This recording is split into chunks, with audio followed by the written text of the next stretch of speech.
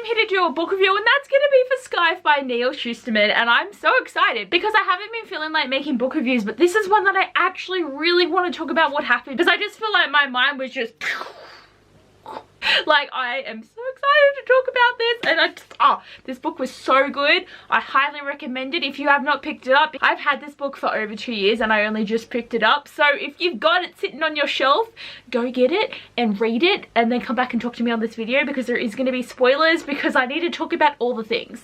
Like, all the things are going to be going on in this video, and I'm excited. As I said, I did wish that I read this book sooner, but I'm also glad that I didn't, because the wait between each book would have been too crazy, because I could go straight to Thunderhead, which is great, but now I've got to wait 2 months for the Toll, and that's gonna kill me, really, that I have to wait that long for that book when I just want to know what's gonna happen, because I have finished the pattern. Oh my god, I'm back. That took me a little while to get back. I only just started and everything's just falling to crap. What was I talking about? Yes, the wait for the Toll is going to be very annoying because I have to wait 2 months. So I tried to write a detailed synopsis of what actually happens in this book, so I may need to read from it, but I mean, you guys know the drill when I do book reviews, because I can't remember a sentence to save my life. So in this book, the fact that humans have overcome death and they can literally be revived from any accident ever, and they can also reset the clock, so if you're like 80 you can go back to 25, and I just loved how normal it was in this book. By the time we're with these characters, it's been hundreds of years since they've figured out how to like fix everything, and now people can't even understand the idea of how people died back in the old days, because they'd be like, why would they be so stupid to do stuff like this to lead to their death? And now people take like a lot more risks, and there's like never any consequences, and just, you know, everything's provided for and everything's pretty safe now, because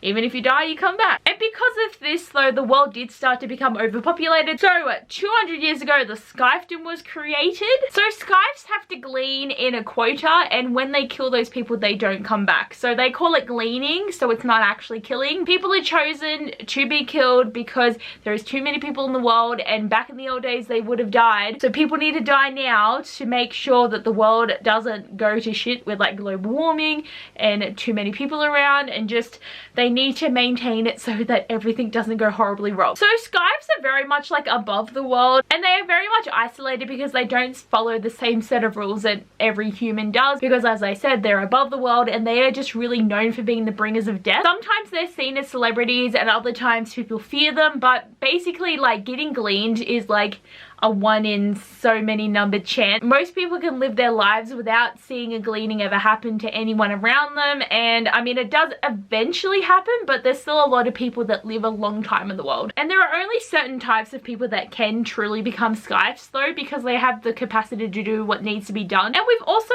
got the Thunderhead. So this started out as the Cloud, and it was an AI that humans invented a heap of time ago that evolved into the Thunderhead, and it is very much self-aware, and it basically runs everything, and it is not a malicious AI. It only wants to protect humans and to help them, and it basically can answer any questions you have, it can fix any problems, and it's always constantly watching to try and figure out how it can make the world better and what it can do to help. And it is just been in everyone's lives for so long that it's basically its own person, and it's just a very important part of how the world runs. And with the Scythedom and the Thunderhead, neither of the two can interfere with each other, because they have the idea of humans being able to control death, and if the Thunderhead was going to be able to control these things, it could get a little bit out of hand, because it would start controlling when you have births and when people die, and humans thought it would be better to have fully human emotions to be able to glean people. So a Scythe can never ask the Thunderhead for help, and vice versa. The Thunderhead, even if it sees something happening, it cannot help the Scythe.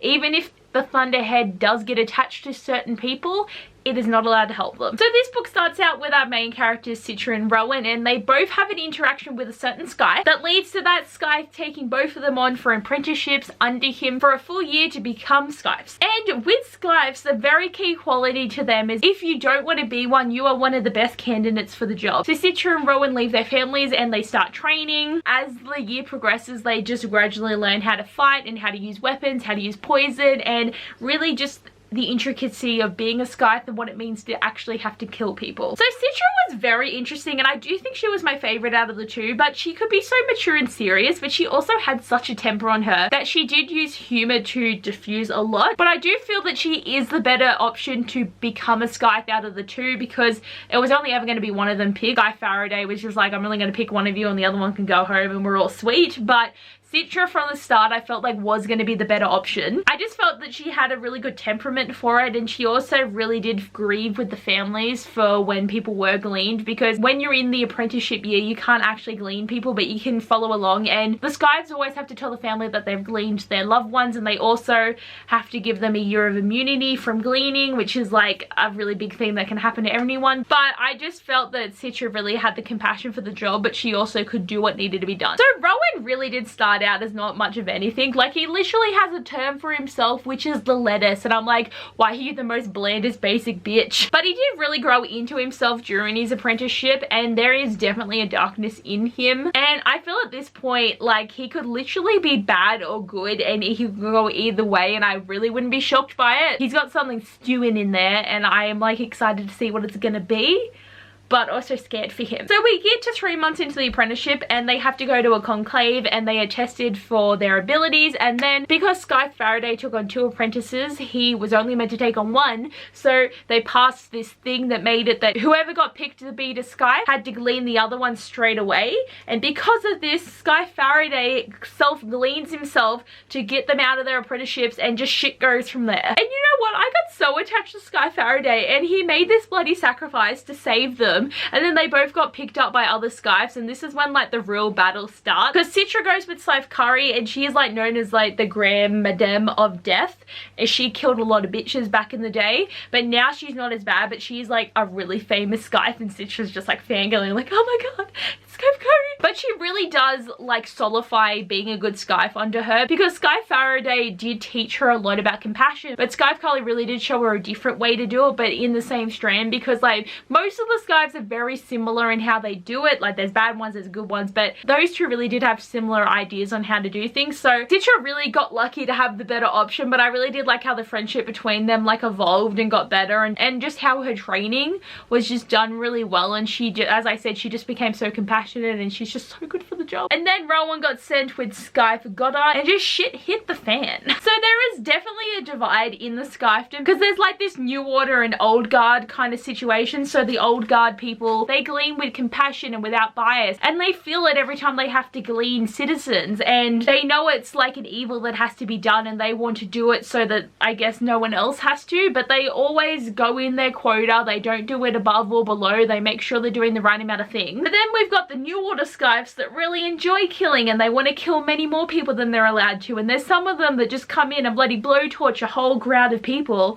to glean them, and because they do it that way, they only need to do it like 5 times a year to be in the quota, because each year a Scythe has to glean 260 citizens. So when you come in and kill a shit ton of people, it's like very horrible, but they just want it to be seen as like a celebration and to be able to really enjoy it, and it's very scary. So Rowan is training with the leader of this new order, which is so great, and he is taught how to kill and enjoy it, and also to know how thrilling it feels to be able to end people. It's horrible, and he has to be involved when they mass glean, and he has to watch how they do all these horrible things that fall just under breaking the rules. And I feel for my baby Rowan, because he is like a nice person, but like he really did get corrupted by these people, because he did start to enjoy it. And Citra and Rowan both changed through their apprenticeships with these different people and different opinions and values and such. And it is crazy how there is reasons for each side to be good and each side to be bad, but ultimately I do think gleaning shouldn't be enjoyed, because it is a sad event that has to happen, and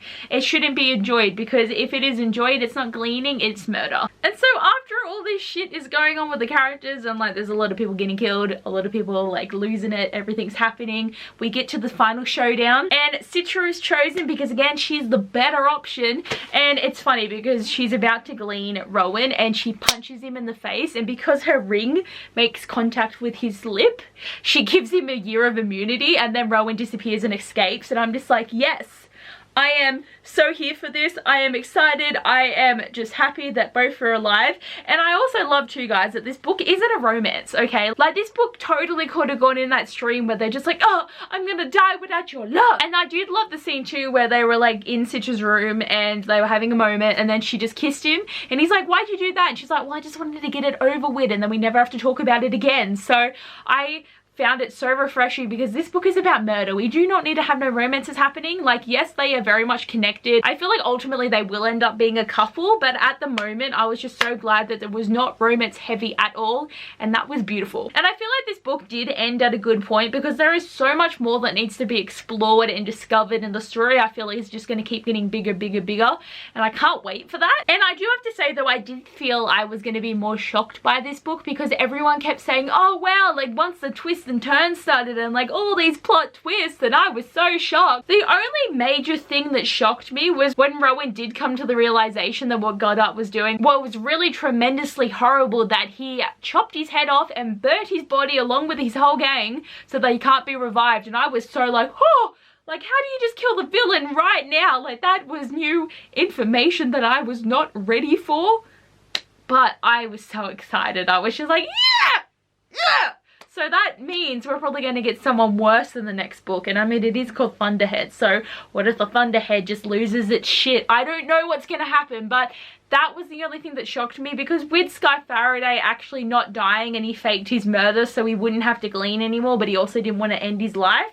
So I'm like, dude, took a shitty loophole because you should just self-glean like everyone else did. I just felt like he wouldn't do it, you know? Like, I mean, why did he end up caring about Rowan and Citra so much that he would kill himself to save them, and it didn't even work? But I just had a suspicion that he was coming back because the way that his self-gleaning happened, there was a lot of mystery around it that I was like, this is kind of bullshit. So when it came out that he was still alive, I was just like, ha ha! I was so excited about it though because I really did like Scythe Faraday, and if he actually was dead I would have been a bit sad, but still I just wasn't shocked when he came back. But I am so glad that I finally read this book. It was so good and it's just such an interesting premise, and I don't think any other book could write it now without it seeming like very much a copycat situation, but it was good. I mean, I can't really recommend now because you should have read the book by now if you've gotten to the end of the review. But anyway guys, hopefully you enjoyed this review. Thanks for watching. I'll see you guys next time.